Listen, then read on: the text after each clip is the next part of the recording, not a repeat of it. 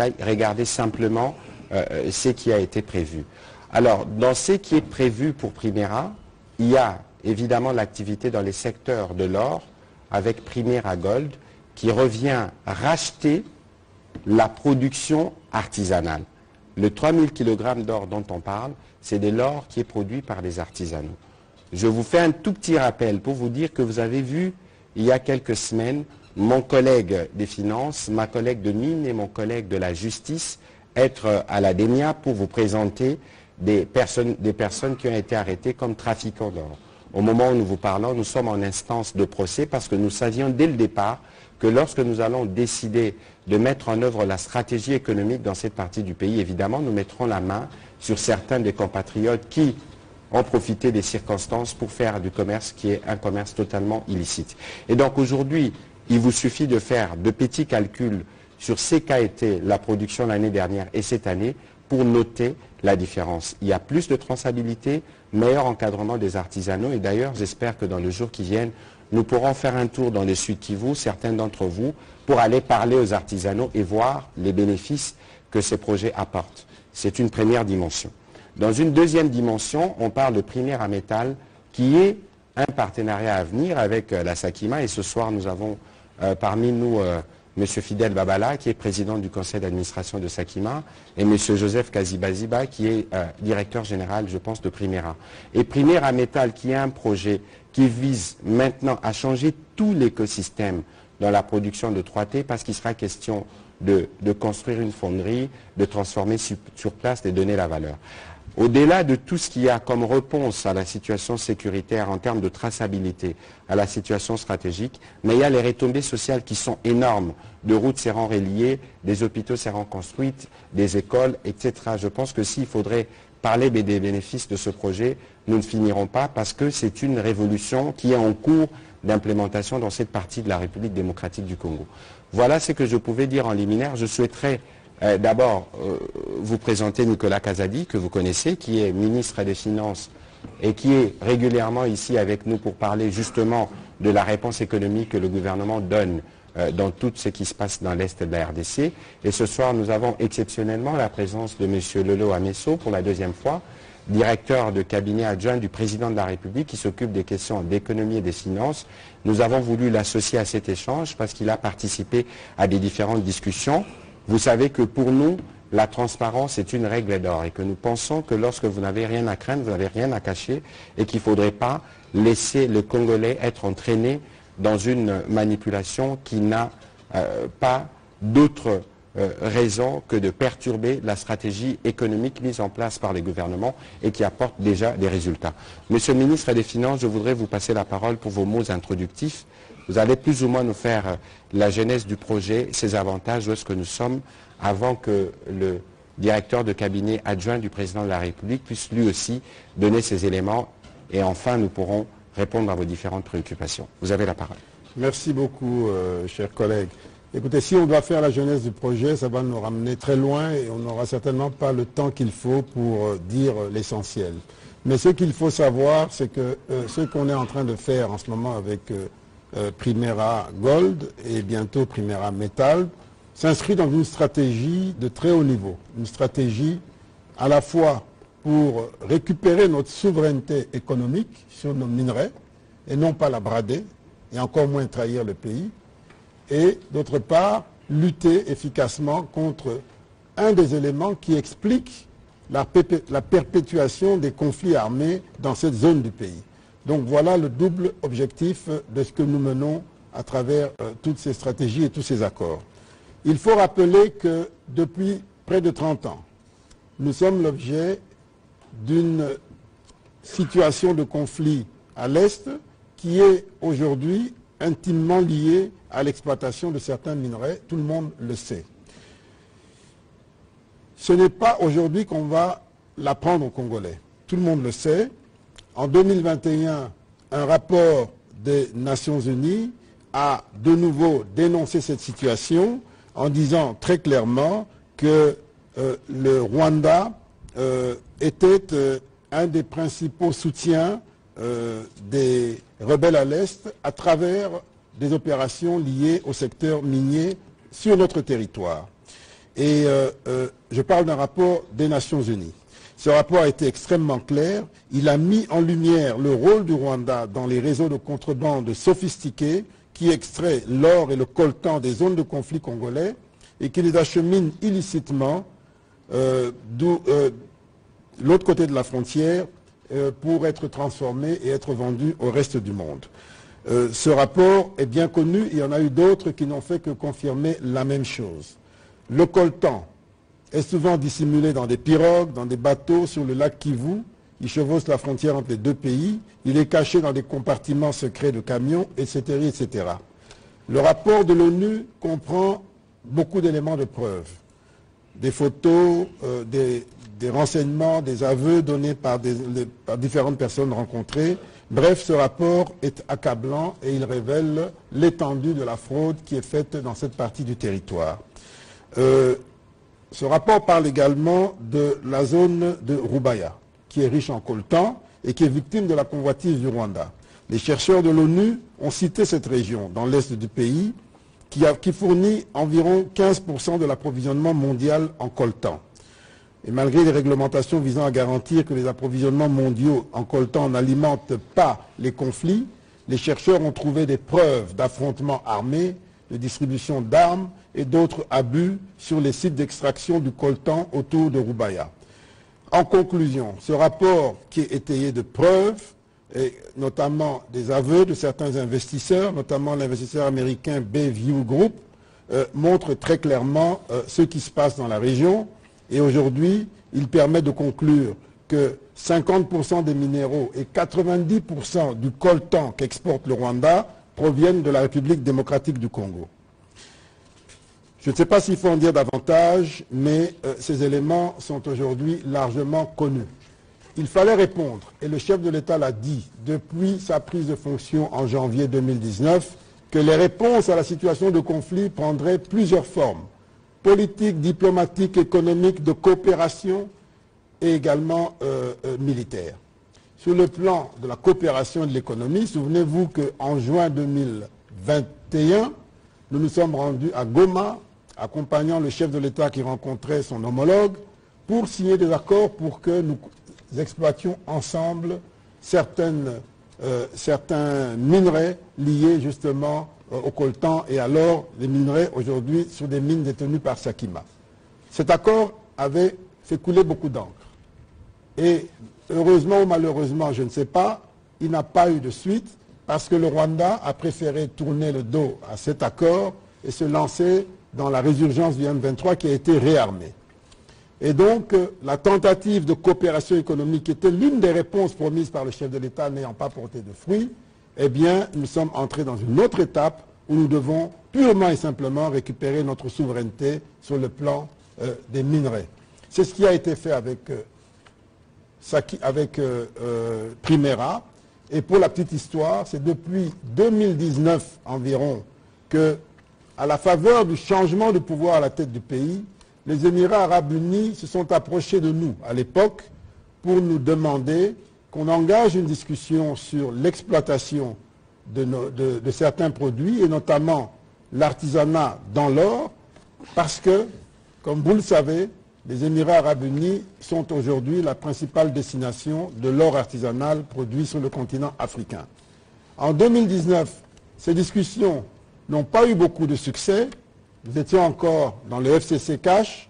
Il a fallu l'émergence de l'union sacrée de la nation pour que ces discussions soient relancées et que l'on arrive très rapidement à cet accord avec Primera. Il s'agit là d'une avancée majeure, je dirais même d'une victoire. Qu'est-ce qu'il en est? Il en est que notre fiscalité n'est pas compétitive. Le Rwanda en a profité pendant toutes ces longues années. En fin 2021, lorsqu'on préparait le budget 2022, nous avons pris l'initiative, mon conseiller fiscal Chiribagoula est ici, ainsi que mon conseiller Sébastien Chibambe, nous avons pris l'initiative au cours des discussions budgétaires de demander que soit revu à la baisse le taux de la fiscalité à l'export pour l'or artisanal de 1,5%, qui n'était pas compétitif, le ramener à 0,5%. Cela a été obtenu dans les discussions et lorsque, pendant les discussions budgétaires, on finalise le projet de budget, nous sommes surpris de voir que le projet qui est déposé le projet de loi qui est déposé après son approbation revient au taux de 1,5 alors qu'on avait déjà obtenu qu'il soit baissé à 0,5. Grande surprise, et on a compris que déjà là, il y avait une mafia qui avait fonctionné pour empêcher de rendre notre or compétitif parce que cela arrangeait les affaires du Rwanda. Et il a fallu qu'en 2022, on revienne encore sur le dossier et finalement, fin 2022, on a obtenu de ramener ça de 1,5 à 0,5%.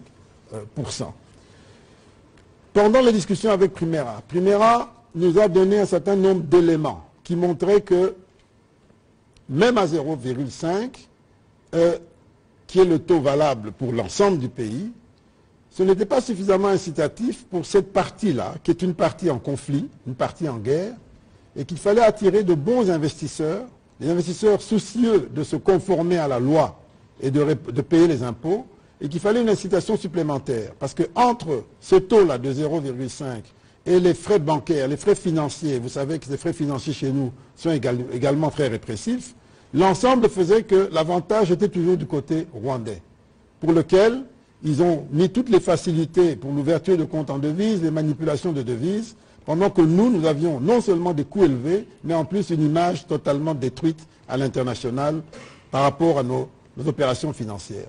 Et donc, nous avons, au bout des discussions, convenu de ramener de 0,5 à 0,25. Donc, on a divisé par deux la fiscalité à l'export pour cette partie, qui ne concerne que cette partie du pays, c'est-à-dire la partie frontalière jusqu'en Ituri, parce que vous savez tous que cette partie est concernée par le conflit, elle est frontalière de deux pays qui siphonnent notre or, au moins deux, mais peut-être plus que deux, mais spécifiquement le Rwanda et l'Ouganda, et donc il fallait des mesures appropriées.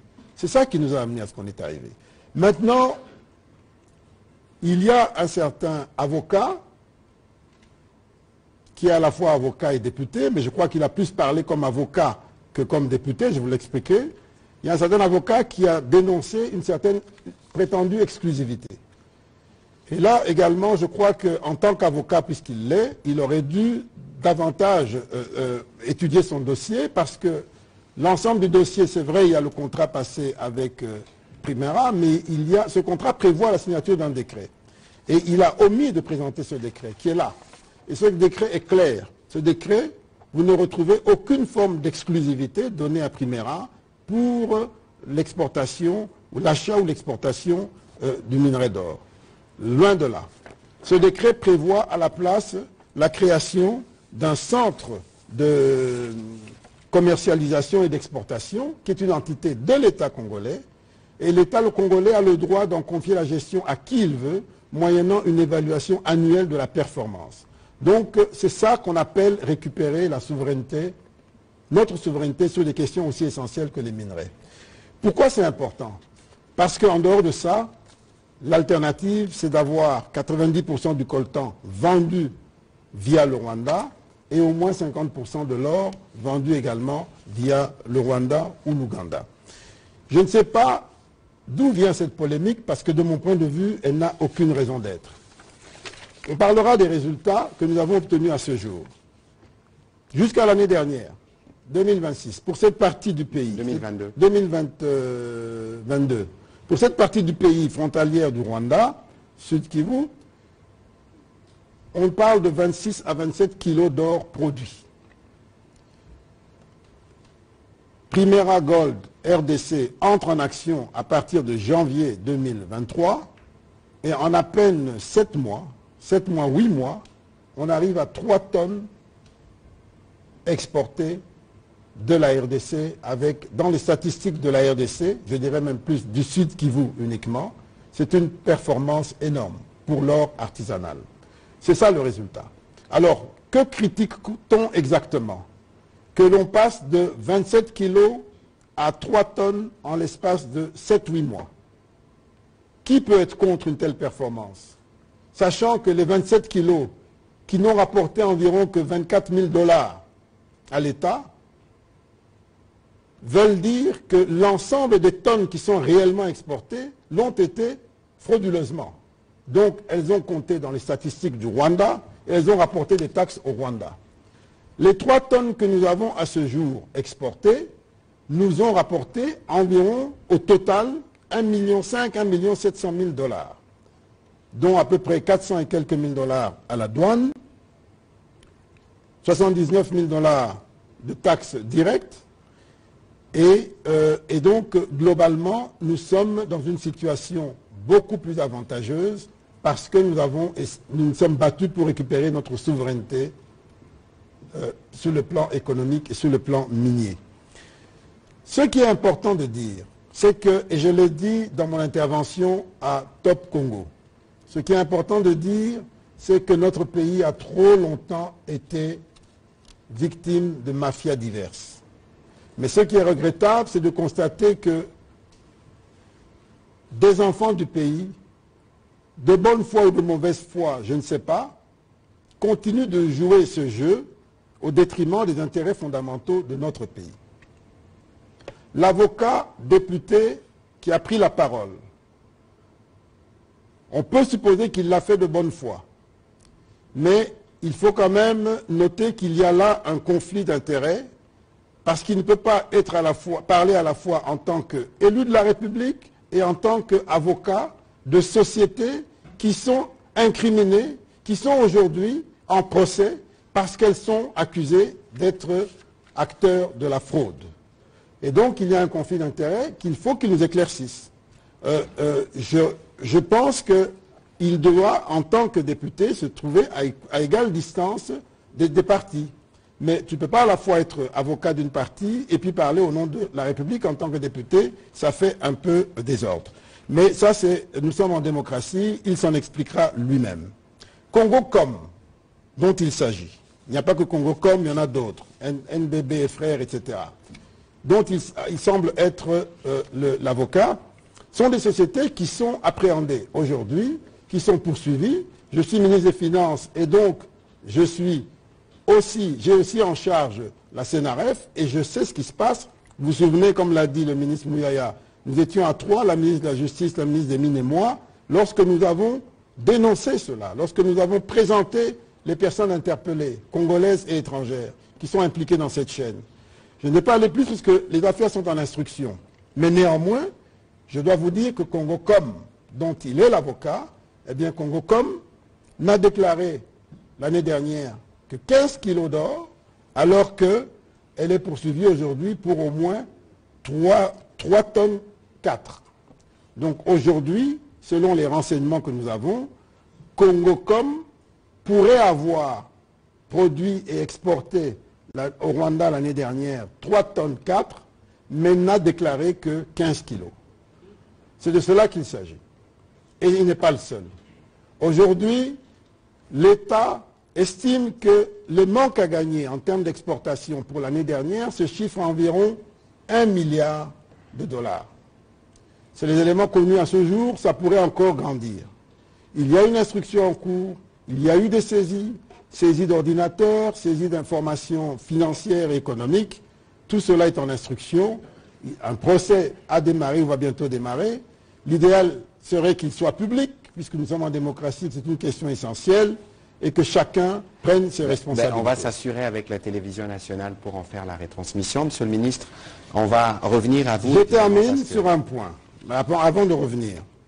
Lorsqu'on parle des investissements, on parle de 20 000 $ d'un côté, etc. 20 000 $, c'est le capital. Mais le montant risqué par Primera, en RDC, dans une zone en guerre, en conflit, pour la première année, Primera a prévu d'investir 950 millions de dollars pour récupérer, donc pour s'installer d'abord et pour récupérer et exporter 8 tonnes d'or. C'était l'objectif de la première année. Pour la deuxième année, l'objectif est d'arriver à 24 tonnes d'or, donc en moyenne 2 tonnes d'or par mois. Et pour cela, Primera a prévu un cash flow de 1,5 milliard. Et pour la troisième année, on espère arriver à 36 tonnes d'or avec un flux de 2,5 milliards. Alors, parler de 20 000 $, comme je l'ai dit à la radio l'autre jour, c'est totalement ridicule et c'est une perte de temps. Donc voilà de quoi il s'agit, et ces montants que Primera fait entrer dans notre pays pour soutenir notre économie, pour nous aider à la structurer, pour nous aider à tracer nos minerais. C'est des montants qu'elle met dans une entreprise de laquelle elle nous donne, nous en tant qu'État, 45%, sans que nous n'ayons à débourser $1. Je ne sais pas si c'est injuste, je ne sais pas s'il y a une mafia dedans, je ne sais pas ce qu'on a volé. Il s'agit d'argent étranger qui vient ici pour faire un commerce de l'or dans des conditions transparentes. Cet or est acheté auprès d'exploitants congolais que nous aidons à structurer. Et dans le 190 millions de 3000 tonnes sont repartis entre les vendeurs congolais, donc les artisanaux congolais. Donc on a gagné 190 millions de $. Exact. On a distribué 190 millions de $.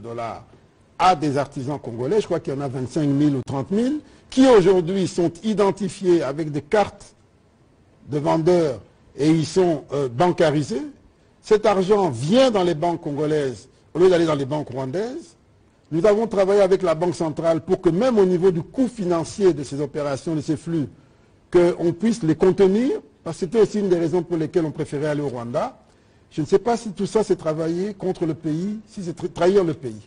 Donc je pense que c'est peut-être un défaut d'information, mais ce qui m'étonne, c'est que des gens aussi avisés qu'un avocat, qu'un docteur, qu'un prix Nobel s'empressent de parler sans venir à la source prendre un minimum d'informations. C'est contre-productif pour un pays qui se veut démocratique. Voilà, Monsieur le Ministre, c'est pour ça que nous faisons ces briefings. Avant que je ne passe la parole au Dirkaba Lelo Amesso, je voudrais lire un extrait de l'intervention de l'envoyé spécial Wang Xia à l'ouverture de l'atelier de l'OCDE qui portait sur les ressources en République démocratique du Congo. Je le cite, « Il faut se réjouir à cet égard du renforcement du partenariat bilatéral RDC-Émirats Arabes Unis dans les secteurs aurifères avec la mise en place en décembre 2022 d'une jeune venture Primera Gold RDC SA. Celle-ci a permis de promouvoir le commerce formel de l'or extrait des mines artisanales des provinces du Kivu vers les Émirats Arabes Unis. Depuis les débuts de l'année, plus de 450 kg d'or artisanal a été exporté légalement aux Émirats Arabes Unis, contre une trentaine de kilos seulement exportés au cours de l'année 2022. C'est Wang Xia qui est envoyé spécial des Nations Unies pour la région de Grand Lac. C'était le 28 avril 2023. Monsieur le directeur de cabinet adjoint du président de la République, chargé de l'économie et des finances, vous avez été partie prenante à toutes les discussions qui ont abouti à ce dont on parle ce soir. Qu'est-ce que vous pouvez dire en complément à ce qu'a dit le ministre des Finances tout à l'heure? Je voudrais d'abord, merci pour la parole, monsieur le ministre. Je voudrais d'abord compléter monsieur le ministre des Finances quand il parlait du 1,5 million qu'on obtenait avec la fiscalité sur les 3 tonnes d'or exportées. C'est qu'il ne faut pas oublier que la RDC ayant 45% des parts, à la fin de l'exercice comptable, c'est des dividendes sur les bénéfices de Primera à hauteur de 45% qui vont encore revenir à la RDC. Donc, il y a un double avantage en baissant la taxation pour éviter le dumping fiscal rwandais, notamment, mais aussi le fait d'être en partenariat avec une entreprise à hauteur de 45%, ce qui va permettre à la RDC d'avoir aussi des dividendes. À part ça, moi, je veux dire que je me réjouis de ce qui arrive, parce que j'espère que ça va permettre à la RDC, à sa jeunesse, à sa classe politique, à sa société civile, de vraiment prendre à bras le corps le débat qui devait être celui de notre société par rapport à notre économie, à l'état dans lequel nous sommes. Et souvent, je le rappelle à la jeunesse que je rencontre, à la société civile avec laquelle j'ai des échanges et je discute, c'est que ce qui nous arrive depuis plus ou moins 30 ans est lié au fait que lors de la conférence nationale souveraine, les 2 principales forces, c'est-à-dire les forces qui étaient autour du maréchal Mobutu à l'époque et les forces qui étaient dans l'opposition autour d'Etienne Tshisekedi ont toutes les deux refusé de pouvoir nationaliser notre secteur minier, que ce soit la Gécamine, l'Office d'or de Kilomoto, la MIBA, Sominki et j'en passe. Et c'est ça la principale cause de la guerre qui a eu ensuite. Et il faut comprendre que cette guerre a emmené à ce que nous puissions dépecer au fait toutes nos entreprises, Gécamine, Kilomoto, Sominki, voire même la MIBA, pour faire revenir ceux qui en étaient propriétaires jadis. Je vais m'arrêter là, je ne veux pas aller dans les détails, mais derrière ça, il y a eu des pays qui ont été utilisés pour nous faire la guerre. Et ils ont été récompensés en pensant qu'ils pouvaient venir au Congo comme ils le voulaient et ils allaient avoir l'impunité de cette communauté internationale qui fermait les yeux par rapport à ce qui s'est passé trop longtemps à l'est de la République démocratique du Congo. C'est ainsi que vous verrez que tous les groupes armés qui arrivent en RDC, la principale raison pour eux, c'est de pouvoir aller dans les zones aurifères, les zones où il y a le coltan. Et d'ailleurs, si vous prenez la carte, comme par hasard, tous les groupes armés se retrouvent dans des endroits où, au fait, il y a de l'exploitation minière artisanale. Et comme l'a dit Monsieur le ministre des Finances, ayant analysé cela, ayant vu cela, le président de la République a pris la décision stratégique de pouvoir résoudre définitivement ce problème. Et ce problème, ça devrait être le débat, si pas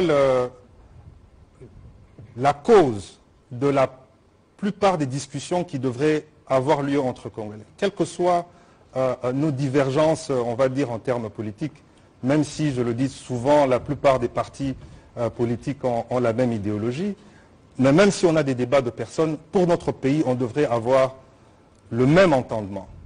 C'est-à-dire que quand on travaille pour pouvoir récupérer la souveraineté de notre pays, notamment avec cet accord avec Primera, où aujourd'hui l'or artisanal de la RDC fera l'objet de rachats par une entreprise dont la République démocratique du Congo a en grande partie le contrôle.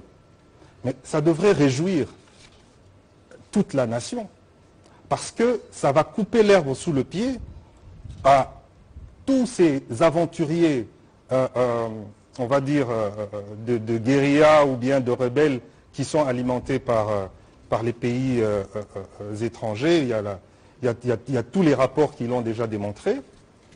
D'une part, et d'autre part, aussi pour le coltan, on n'a pas encore parlé de ça, puisque c'était un projet purement industriel, où, avec la collaboration de Primera, le coltan va être transformé ici en RDC. On va créer la plus grande fonderie des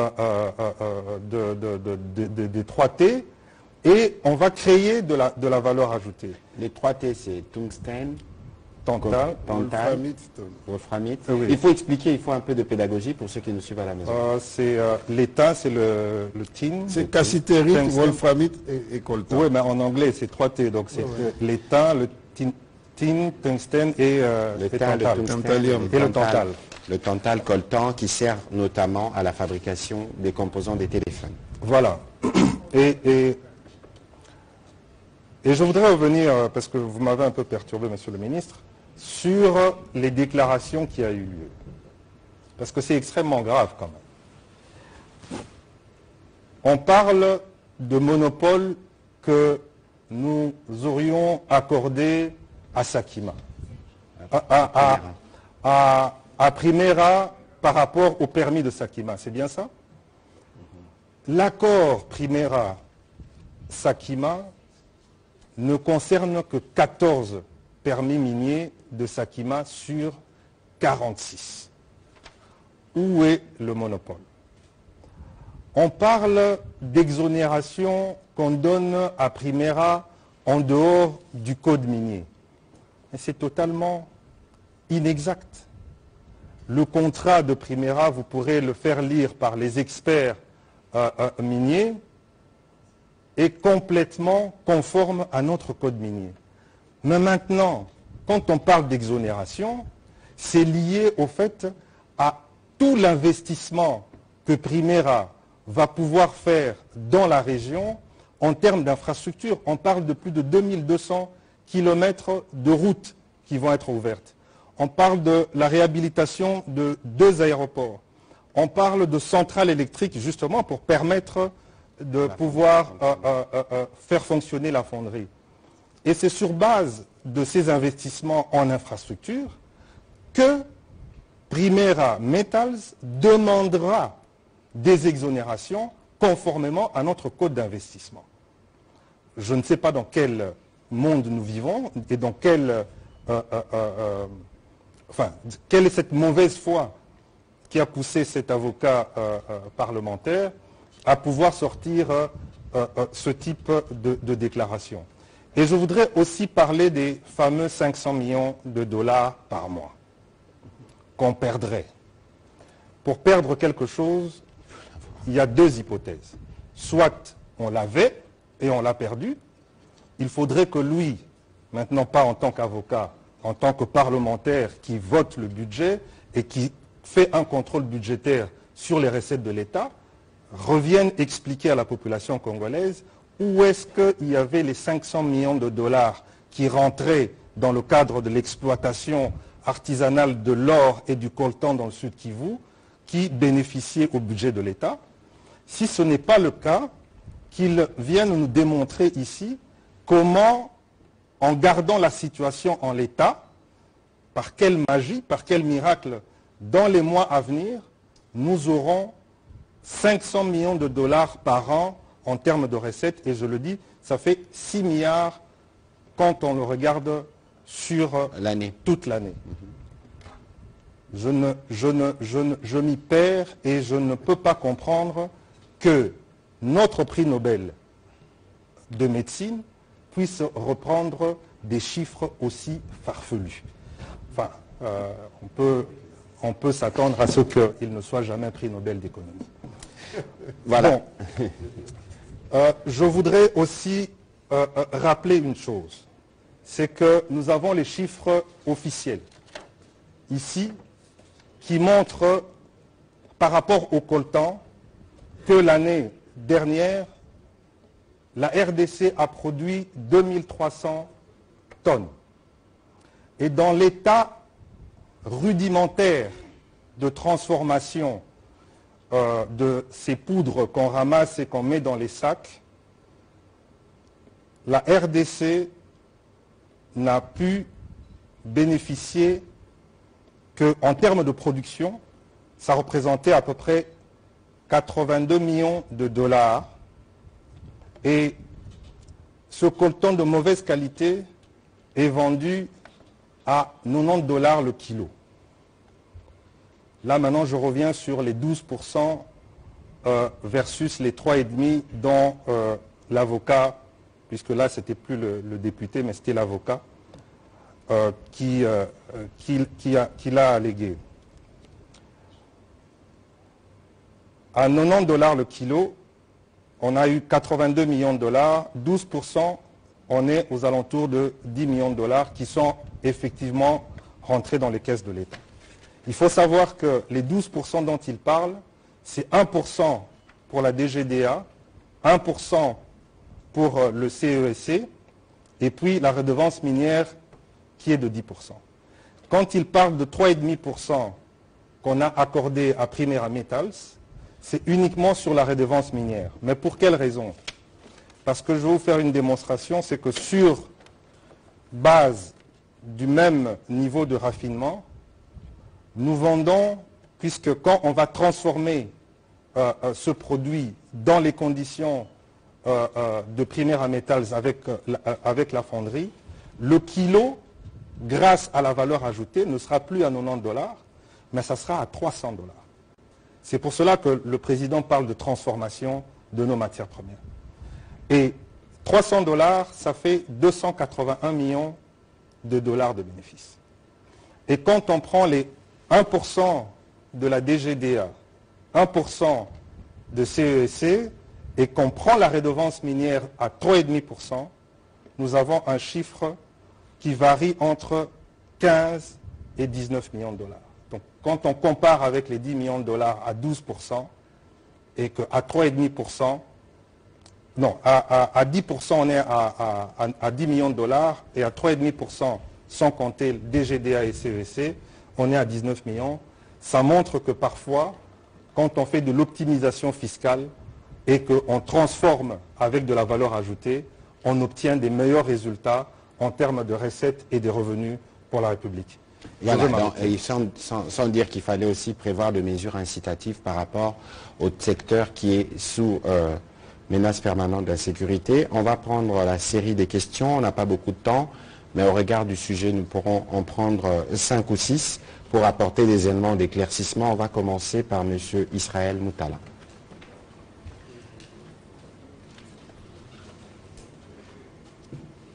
Merci, Monsieur le ministre, pour la question. J'en ai quelques questions pour Monsieur le ministre des Finances et Monsieur le directeur de cabinet du chef de l'État. D'abord, il y a un problème sur les statistiques. Tout à l'heure, on vient de nous avancer un autre chiffre de 48 kilos d'or issus de la production artisanale. Quand on parle de 48 kilos d'or produits l'année passée, s'agit-il du Sud Kivu et du Nord Kivu uniquement ou de l'ensemble de la République? Ça, c'était une première question d'éclaircissement. La question globale, générale que je pose, parce qu'il s'agit aussi de stratégie.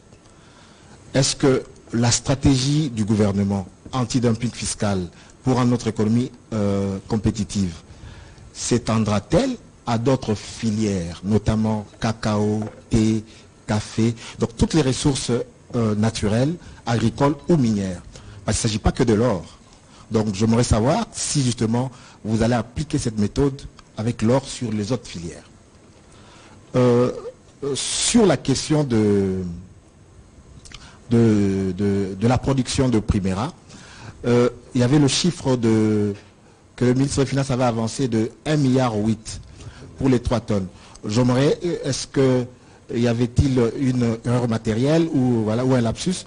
Parce que quand on fait 3 tonnes, il faut à peu près 6 000 $ le kilo.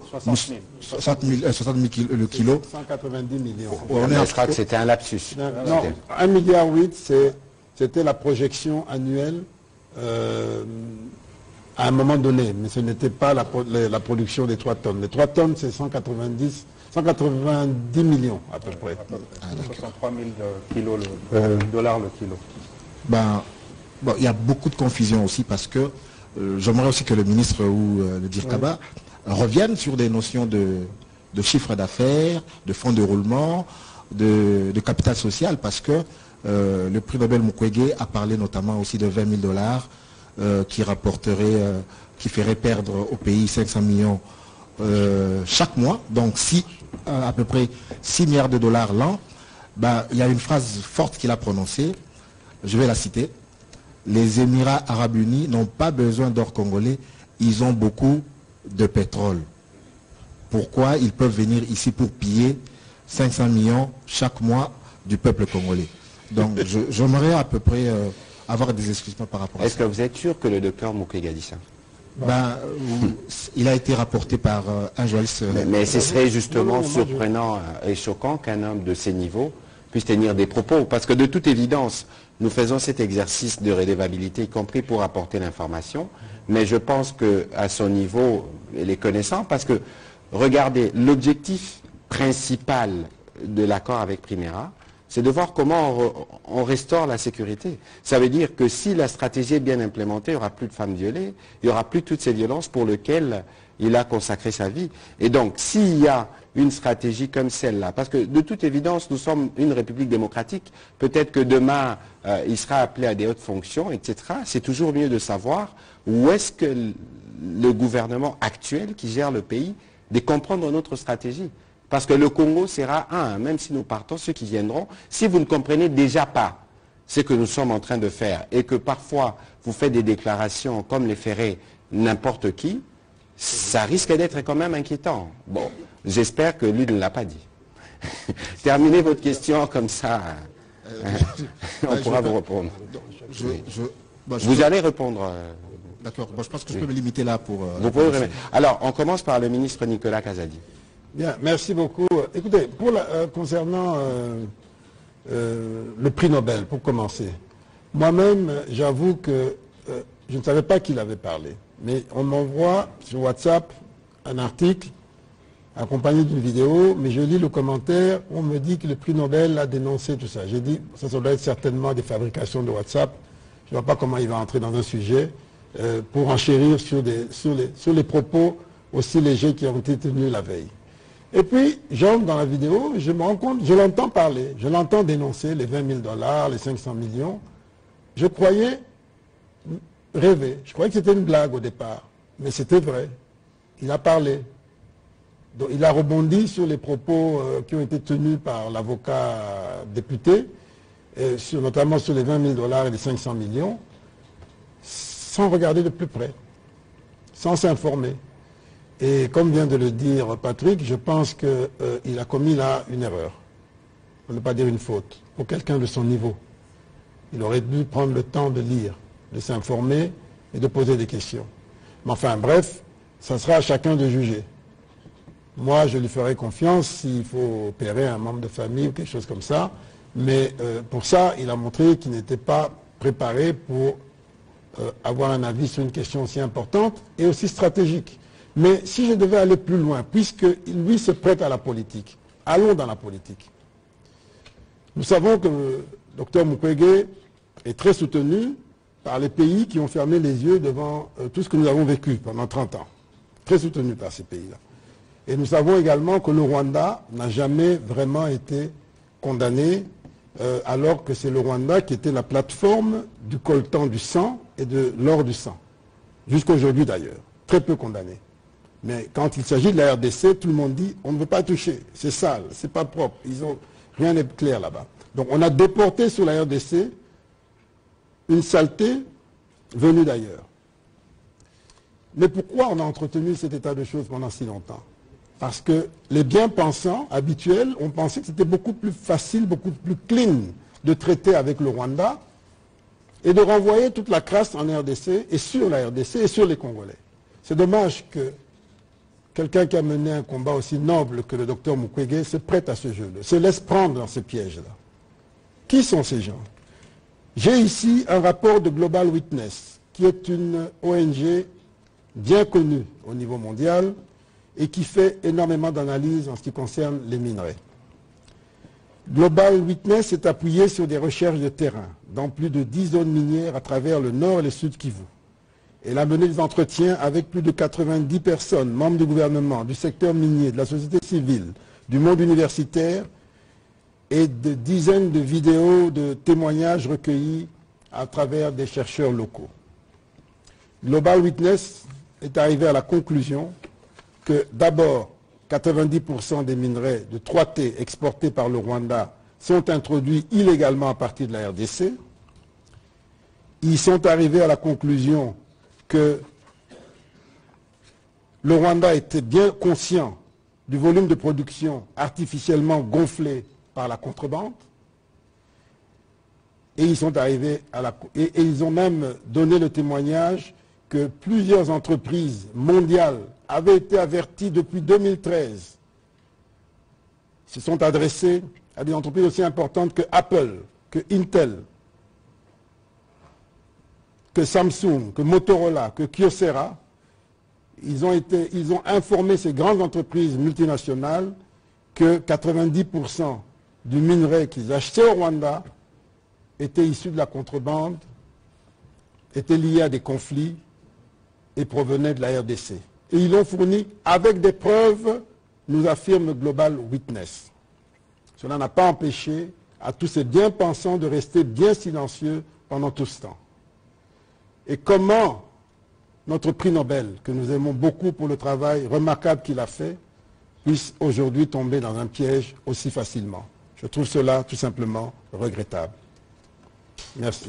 Voilà, on va prendre la réaction du... Peut-être un point sur le milliard 8, ça a été dit. Le milliard 8, c'était un lapsus. C'est la production en rythme de croisière au niveau mondial, au niveau annuel. Ce n'est pas la production des 8 premiers mois de cette année, qui est de 190 millions. Mais vous comprenez bien qu'il s'agisse du milliard 8 ou de 190 millions, vous comprenez bien que les 500 millions n'ont rien à voir, sortent de nulle part, n'ont absolument aucun sens. Et les comparer aux 20 000 $, etc., donc c'est totalement une aberration. Mais ce qui est vrai, c'est que celui qui a parlé des 500 millions qu'on prendrait à la République chaque année, je pense qu'inconsciemment, il faisait référence au niveau de la fraude dont souffre la RDC.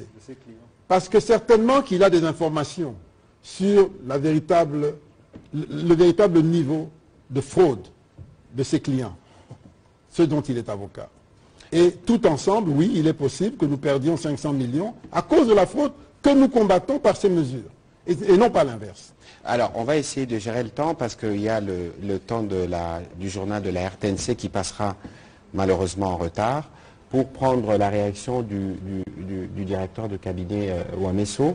Mais il est quand même important de répondre à la question d'Israël sur l'actionnariat, la structuration, oui. Parce que lorsque vous parlez de 20 000 $, alors qu'on entend de chiffres en millions ou en milliards, ceux qui ne sont pas toujours initiés peuvent être confus. Oui, mais il y avait aussi la question sur les 48 kilos. Oui, vous pouvez revenir dessus. Oui, oui. Ben, je crois que les 48 kilos, ça parle de l'artisanat en RDC. Je crois que les 27 kilos, c'est pour le Sud Kivu. Maintenant, capital d'origine. En fait, pour créer une société, il faut juste respecter le loi. Primera Gold ou Primera Metals, ce sont des sociétés anonymes. Quand vous lisez le code OHADA, il faut un minimum de 20 000 $ pour constituer une société.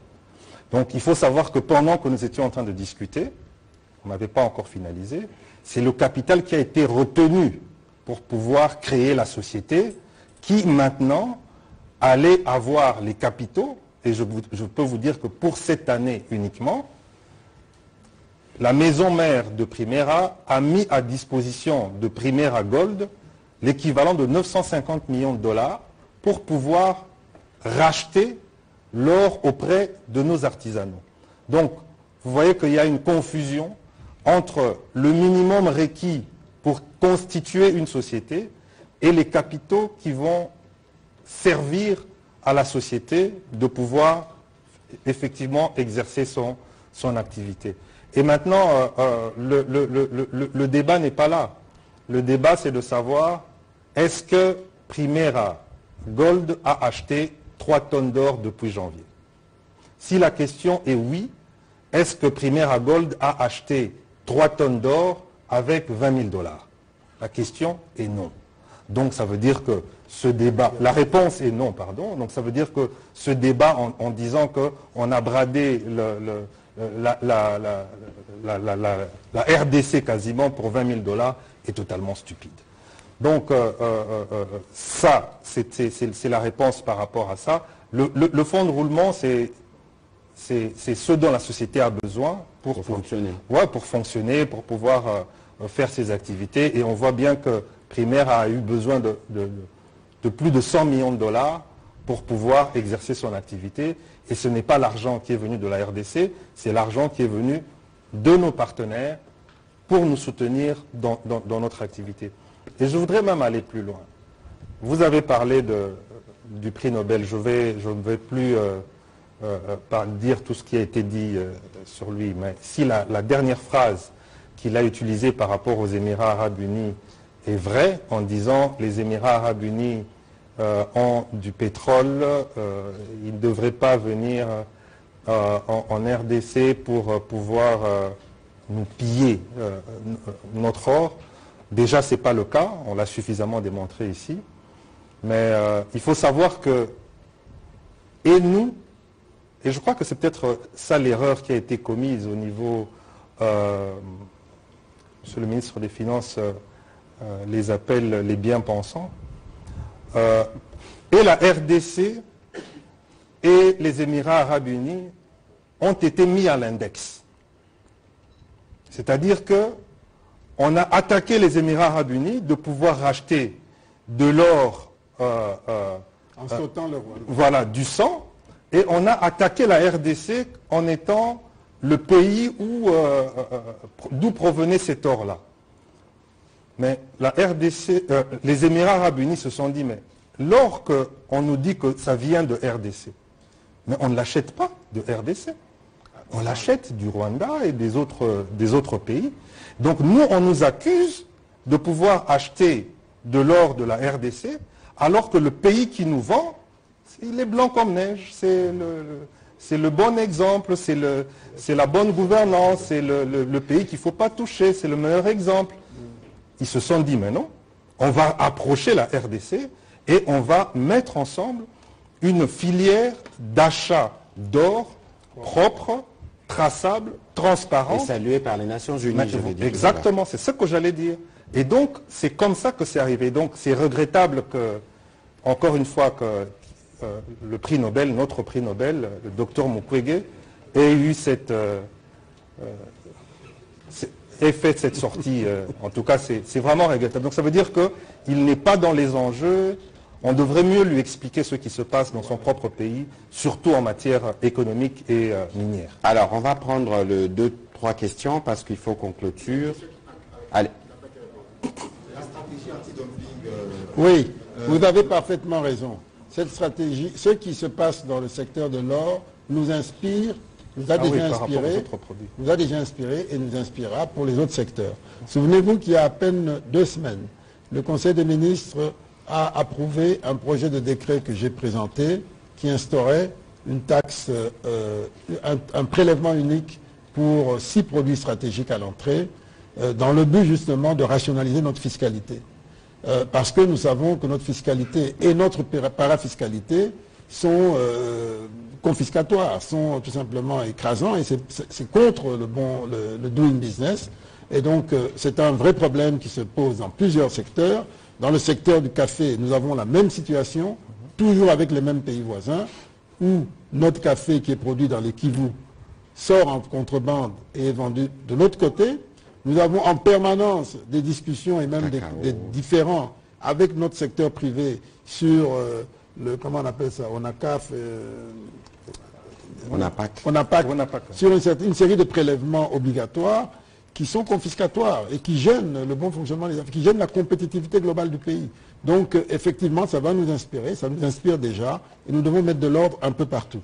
Mais c'est un processus. Vous avez parfaitement raison. Voilà, on va prendre la question de Christian Lusakono. Je vais demander à Faustin Kodiassala et à Paul Lorgéry d'avancer. Comme ça, on va aller lentement mais sûrement vers la fin de cet exercice. Bonjour, merci. Le micro est particulièrement haut. Merci de m'accorder la parole. Alors, comme je sais qu'on n'aura pas de questions-réponses avec les intervenants, je me suis permis pendant, au cours de cette conférence, d'écrire les questions que je vais vous poser. Depuis 2-3 jours, on est plongé, enfin, personnellement, je suis plongé. J'ai eu la possibilité d'interviewer le ministre des Mines, j'ai eu la possibilité des Finances, j'ai eu la possibilité d'interviewer Maître Maïcha, le député à l'origine apparemment de cette conférence. L'avocat député. Non. Et moi, je voudrais... Allez-y. Et moi, je voudrais dire maître, non? Oui, avocat. Okay. Maître Maïcha. Moi, je voudrais vous parler d'une question que j'ai posée au ministre des Finances sur l'exclusivité. Parce que le contrat Primera parle, oui, d'exclusivité, mais il annonce aussi un décret. Vous nous avez montré que le décret ne cite plus l'exclusivité. Alors, première question, est-ce que le fait que ce décret ne parle plus d'exclusivité ne va pas peut-être être sujet de couac avec Primera demain qui en attendait? Et puisque je parle d'exclusivité, puisqu'on parle d'exclusivité, là je ne veux pas parler de 3T, mais je vais vous parler d'une autre affaire. Pour l'exploitation de l'or. On vante les investissements congolais, mais récemment, c'était le 26 juillet, on devait nous, à la demande de M. Dieudonné Kassembo, inaugurer une usine de raffinage à Bukavu d'or.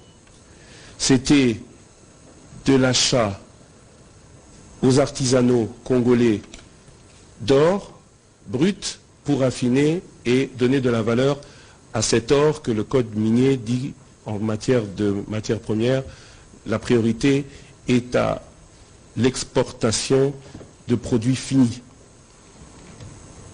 Or, pour des raisons, ministère des Mines, conformité avec la réglementation sociétale, conformité qu'on ne demande qu'à ceux qui ont des permis d'exploitation, ce n'est pas le cas de Congo Gold.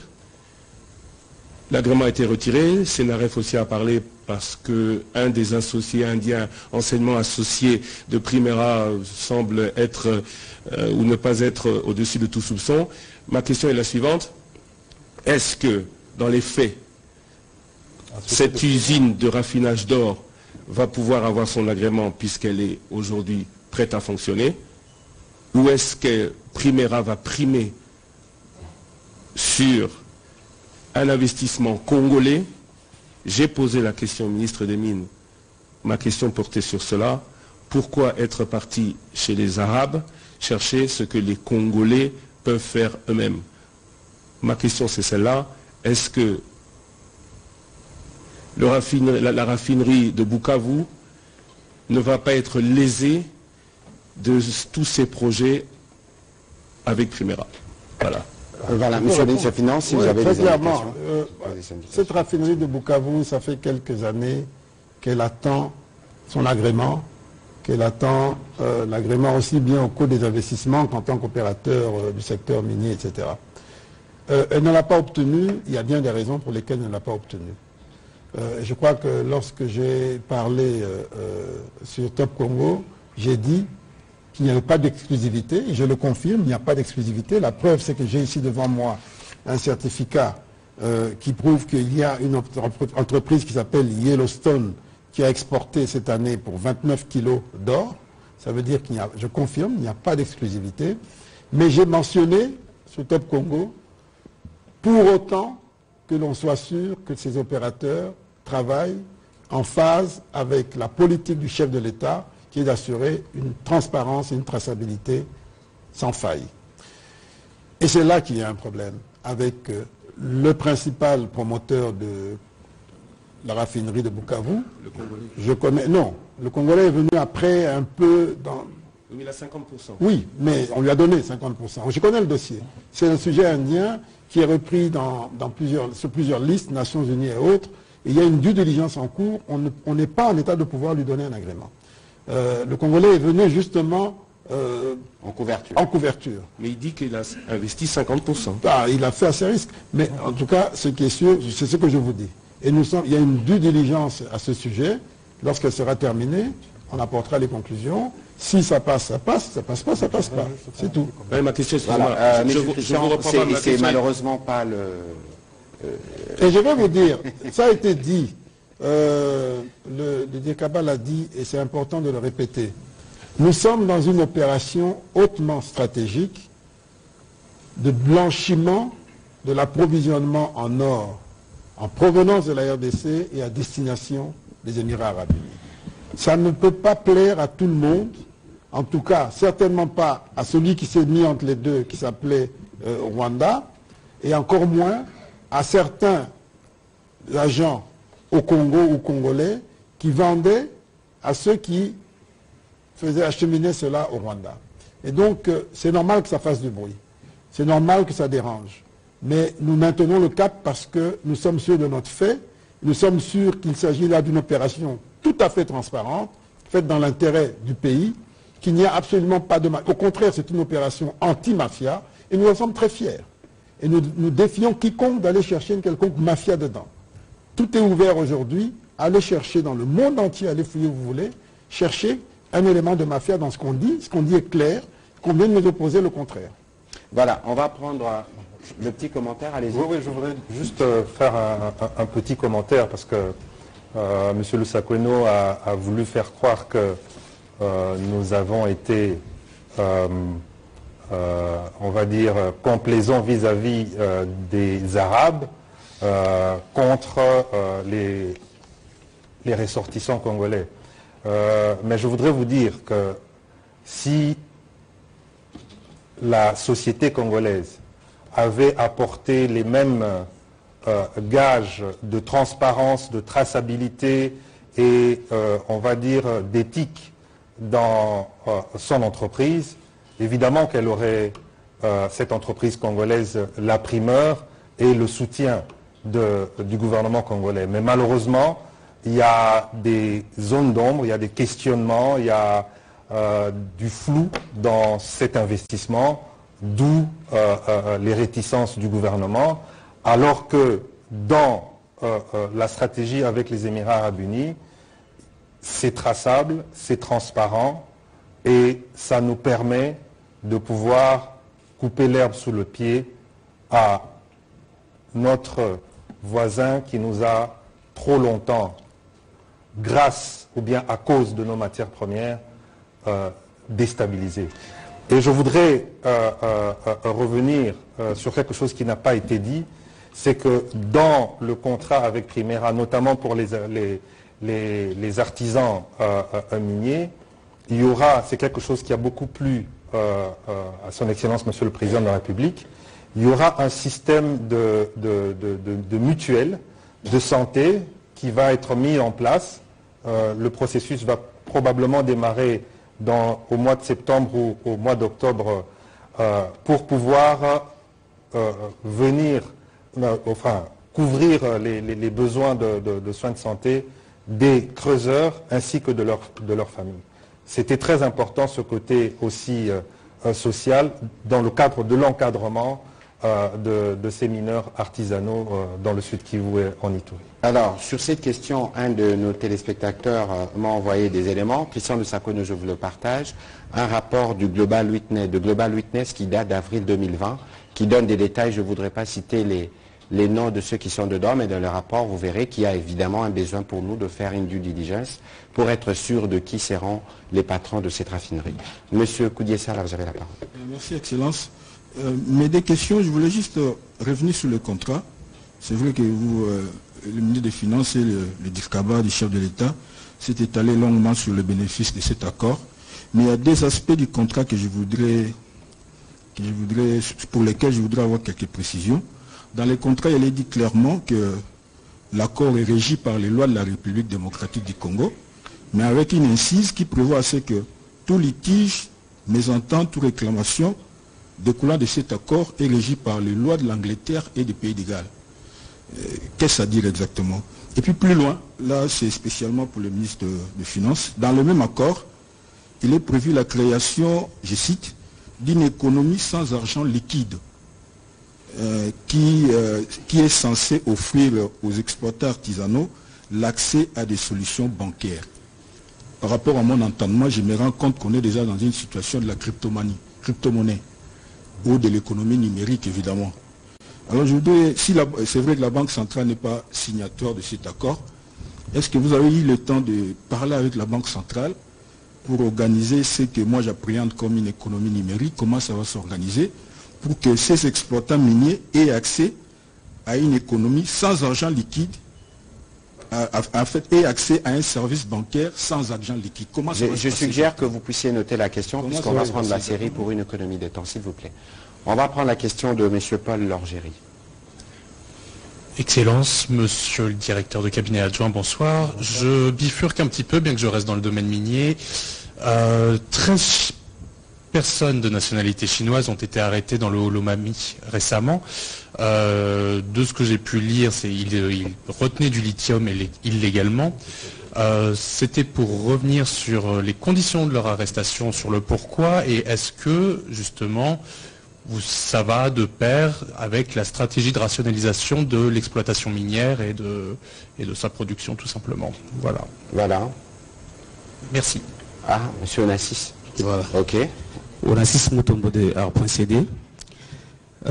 Puisque vous avez dit, monsieur le ministre, tout à l'heure, que la transparence est une règle d'or de votre gouvernement, mais de l'autre côté, on vous accuse de bloquer justement le paiement des bénévoles des 9e Jeux de la francophonie.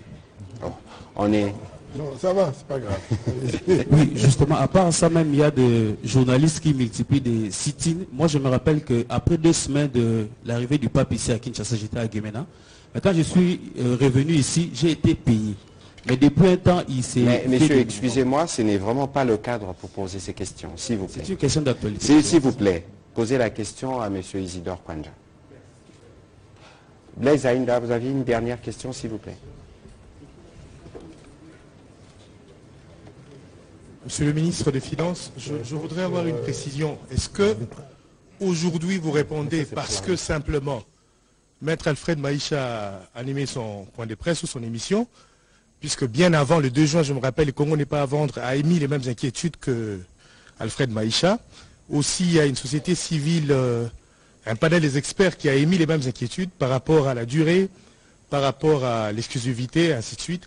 Mais est-ce que c'est le fait que ce soit Maïcha qui parle sous couvert d'avocat de Congo quelque chose, ou bien Congo.com, ou bien c'était une question qui suscitait déjà une réaction dans les heures ou les jours qui devaient suivre. Sur cette question de Primera, j'étais en train d'y travailler avec ma collègue de mine qui malheureusement a eu un accident. Elle aurait pu être de nôtre ce soir, mais je pense que nous allons parler avec elle de la stratégie générale de comment nous projetons avec le mine. Parce qu'il y a eu plusieurs critiques ou plusieurs préoccupations qui ont été soulevées, pas seulement par l'honorable Maïcha, mais il y a d'autres organisations internationales. Nous avons noté, parce que nous sommes dans un élan de redevabilité, il était opportun que nous puissions y répondre. Et donc, maintenant, il y a des éléments d'information qui ont été donnés, mais il y a d'autres éléments d'information qui seront donnés. Vous avez le directeur général qui est là, de manière spécifique, parce que le projet tel que nous le présentons, c'est le projet principal du front économique qui nous permettra à la longue de maîtriser tous les circuits économiques des provinces du Nord Kivu, du Sud Kivu, des Lituri, du Maniema. Et donc il y a tout un écosystème qui s'est mis en place et dans le moment venu, j'espère qu'on pourra organiser une visite dans le Sud Kivu pour que vous puissiez voir des visus comment ce travail s'est fait et comment cela va continuer dans les autres provinces. Après, je vais laisser la parole à mes 2 intervenants pour que chacun, dans les questions qui étaient les siennes, puisse en 2-3 minutes répondre pour clôturer cet exercice. Ok. Bon, il y a eu beaucoup de questions. D'abord sur la clause d'arbitrage. La clause d'arbitrage, elle renvoie à Londres ou à Paris, je ne sais pas. Ça, c'est juste pour des fins d'arbitrage, c'est-à-dire qu'on choisit la juridiction vers laquelle on ira en arbitrage. Et pour le reste, c'est du droit local, c'est du droit congolais. Donc il n'y a rien de nouveau ni de sorcier. Alors, crypto-monnaie, non, il ne s'agit pas de crypto-monnaie, il s'agit simplement de traçabilité, de transparence. Et vous savez que dans notre pays, le gros des manipulations d'espèces termine vers l'Est et traverse la frontière. Toutes les études ont montré que les billets de banque importés par Kinshasa retournent à l'étranger par Kigali. Une bonne partie du moins, une bonne partie. Pas tous, mais une bonne partie. Et ça, c'est le trafic illicite. C'est le trafic illicite qui alimente tout cela, à notre détriment. Et donc, l'objectif n'est pas d'entrer dans la crypto-monnaie, loin de là. L'objectif, c'est de faire en sorte que le système financier congolais soit compétitif et le plus scriptural possible. C'est-à-dire que les paiements se fassent par voie scripturale. Raison pour laquelle Primera, vous avez le DG et le PCA de Primera qui sont là devant vous. Non, de Primera. Le PCA de Primera, M. Vageni Paipai, le DG, M. Joseph Kazibaziba, et le PCA de Sakima qui est devant vous. Donc, les 3 peuvent vous répondre en détail. L'objectif, c'est que, autant que possible, le paiement des creuseurs se fasse par voie bancaire, pour des raisons justement de traçabilité. Et ils sont pratiquement parvenus à le faire. Aujourd'hui, tous ceux qui vendent l'or à Primera le vendent et sont payés par les banques locales. Ça fait un flux d'argent. On a parlé de 950 millions de dollars pour la première année. Cet argent qui vient renforcer notre position extérieure et qui va à l'avantage même de la stabilité de la monnaie. Vous qui voulez que le franc congolais soit stable, vous ne pouvez pas refuser en même temps qu'on garde les devises autant que possible. On ne peut pas préférer, comme le fait l'honorable Maïcha, préférer que ça aille au Rwanda. Non. Donc, il faut soutenir cette politique. Et aujourd'hui, 20-25 000 creuseurs, il va préciser les chiffres, sont aujourd'hui enregistrés. Ils ont une carte, ils ont un compte bancaire. Et l'autre bataille, c'est de faire en sorte que le coût des opérations bancaires soit le plus compétitif possible. C'est un combat à l'échelle du pays tout entier, mais en particulier dans cette zone.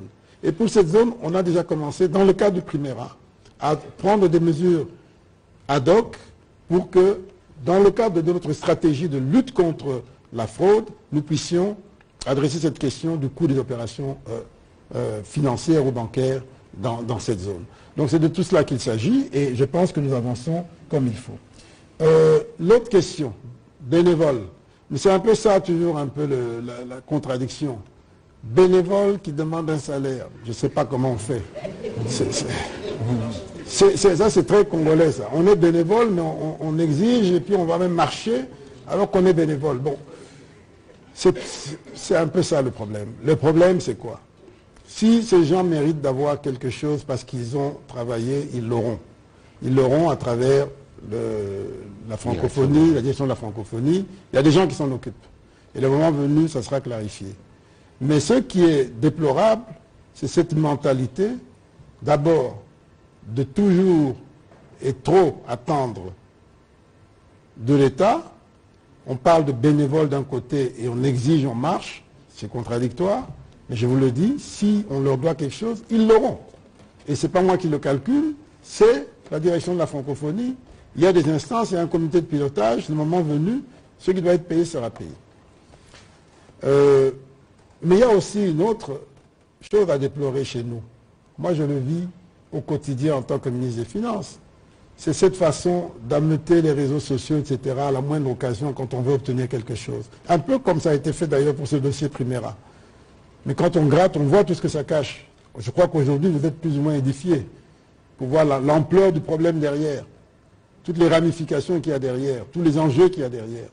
Mais c'est comme ça. On ameute les gens, on utilise l'émotivité des Congolais. Les Congolais sont émotifs. C'est pour ça qu'ils sont bons dans la chanson et dans la danse. Parce que nous avons beaucoup d'émotions. Et on profite de ça pour nous faire croire n'importe quoi. Il faut, à un moment donné, on regarde, on reste calme, on réfléchit, on analyse et on fait la part des choses. C'est ce qu'on essaie de faire aujourd'hui avec vous. Et je pense, j'espère que nous aurons atteint notre objectif. Pourquoi? Est-ce qu'il y a-t-il un acharnement sur l'honorable avocat Maïcha? Loin de là.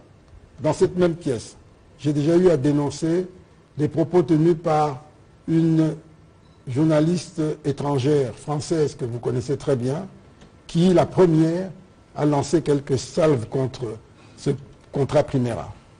Et j'ai tout de suite remis les choses en place. Parce qu'elle aurait mieux fait de dénoncer, de condamner tout ce qui se passait de l'autre côté de la frontière. Elle ne l'a jamais fait.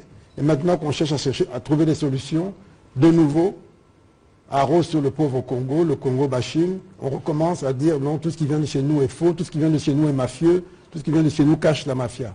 Je n'ai pas accepté ça, je ne l'accepterai jamais. Parce que je sais dans quelles conditions nous travaillons. Nous prenons des risques. Vous savez comment ça marche là-bas. Vous croyez que c'est facile de se lever comme ça et de dénoncer aussi clairement une mafia de laquelle des milliers de gens profitent, de laquelle tout un pays profite depuis des décennies? Non, mais nous avons pris ce courage derrière notre chef, parce que nous estimons que c'est dans l'intérêt du pays. Donc nous attendons de vous, Congolais, de soutenir ce qui est juste. Mais pour que vous puissiez soutenir ce qui est juste, il faut que vous soyez bien informés. C'est ce qu'on vient faire aujourd'hui, dans un esprit démocratique. Donc il n'y a pas d'acharnement contre qui que ce soit. Et j'espère que lui-même, l'avocat député, va vous rejoindre, va rejoindre la grande masse des Congolais qui n'ont qu'un seul souci, c'est que ça change, que ça cesse, que le conflit à l'Est s'arrête. Voilà de cela qu'il s'agit. En plus, sur le plan du bénéfice pour les populations, ça a été très clairement dit, des milliers de kilomètres de routes, des centrales électriques en projet, la transformation. Ce dont on parle tous les jours, le chef de l'État dit que si on commence à transformer nos minerais, on passera de comme on dit, comme disent les anglo-saxons, de billions à trillions. On parle de milliards aujourd'hui, on parlera de milliers de milliards rapidement. Moi, j'étais en Indonésie, j'ai vu comment, en l'espace de 5-6 ans, j'étais avec le directeur de cabinet adjoint, sur un seul produit, le nickel, ils produisaient 5 ans auparavant, ils exportaient pour 3 milliards, après 5 ans d'efforts, de transformation, ils sont passés à 33 milliards, sur un seul produit transformé. Et en totalité, ils sont à plusieurs centaines de milliards, mais sur un seul produit. Pour vous dire que là est l'enjeu. Et c'est ce que le président vous apporte à travers ce qu'on a commencé avec Primera. La prochaine étape, c'est la fonderie, la transformation du coltan.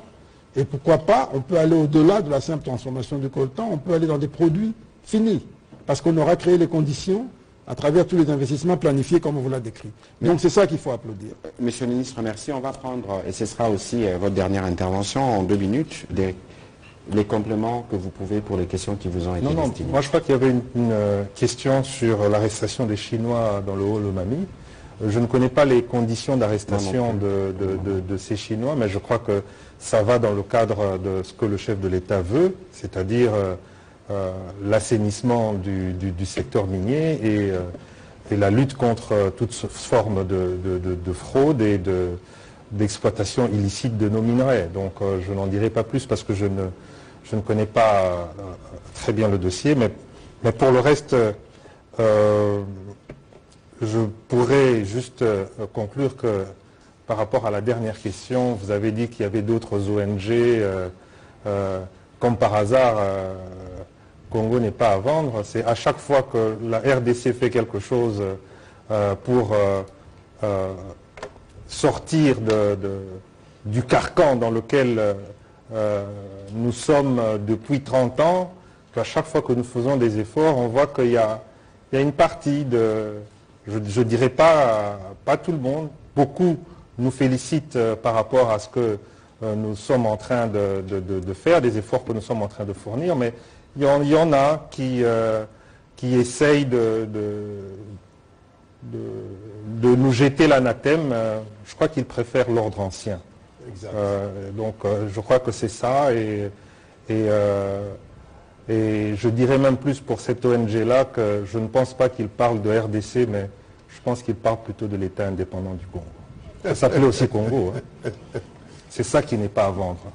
Mais vous savez... Un autre point peut-être pour... On doit conclure, messieurs le ministre. Pour le journaliste de la Deutsche Welle, comme l'a dit le directeur de cabinet adjoint, puisque vous avez parlé de Chinois, s'il y a des Chinois qui se comportent dans l'illégalité, nous le combattrons avec les autorités chinoises d'ailleurs, parce que nous sommes totalement d'accord sur le fait que notre pays n'est pas une terre d'illégalité.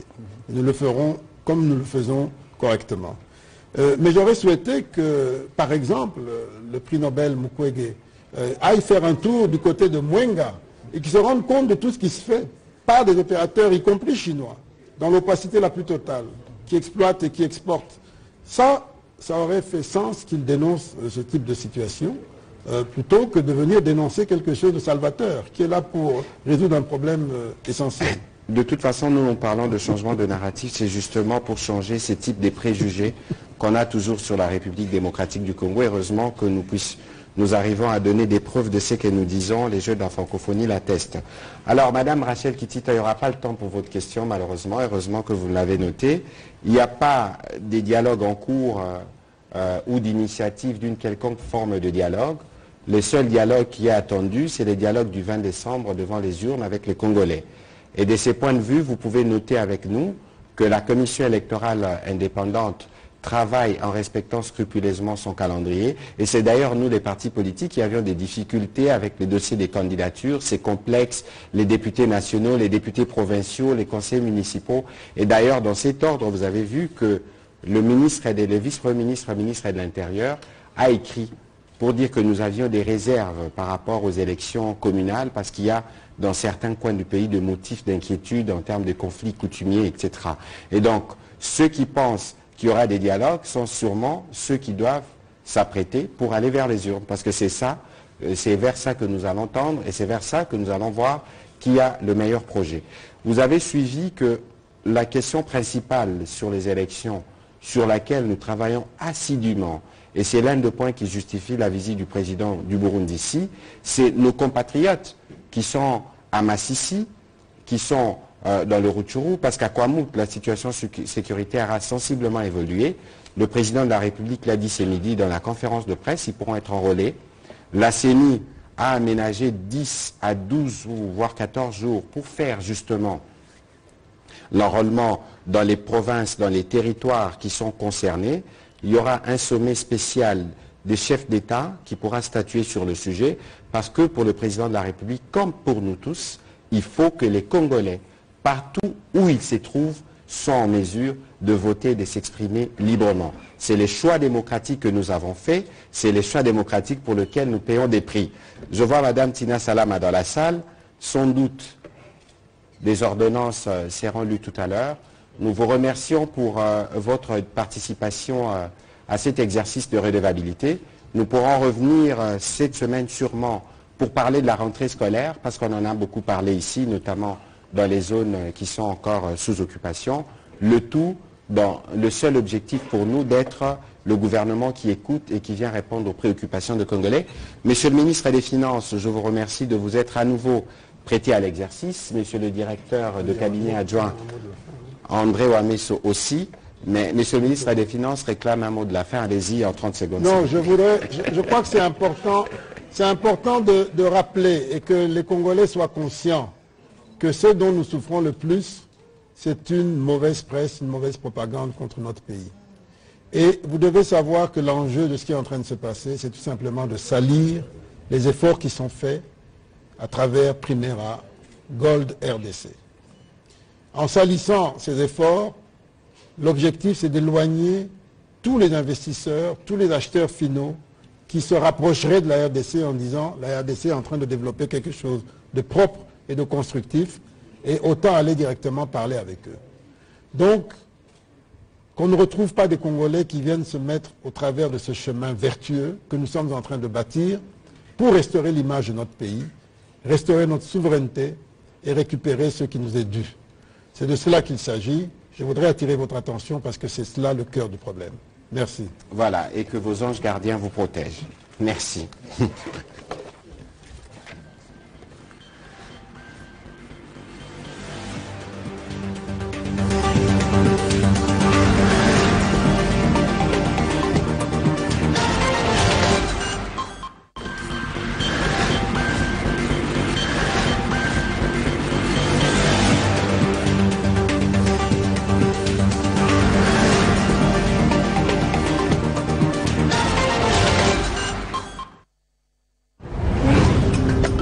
Halte au tribalisme.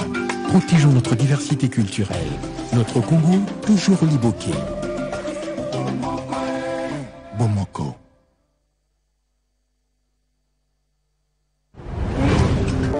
Village Chibila, territoire Katanda, province du Kasaï oriental. Voici à quoi ressemblait l'école primaire Chibila Chitolo depuis plusieurs années.